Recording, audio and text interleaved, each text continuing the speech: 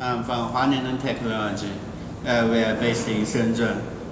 So we have been exporting the equipment for lithium battery assembly line for the last 12 years. So today we are working for the basic welding equipment.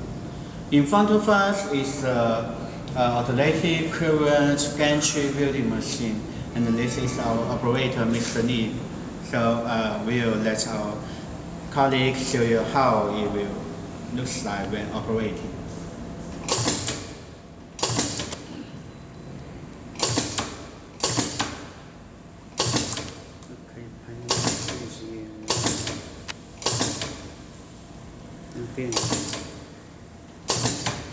So the welding machine can weld up to 0.2 millimeter nickel strips, whether it's pure nickel or nickel plated stainless steel.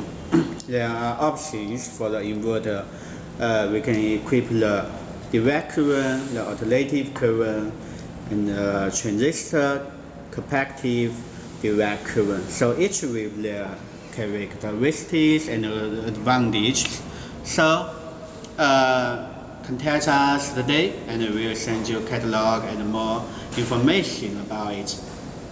That's all for today. Thank you for watching.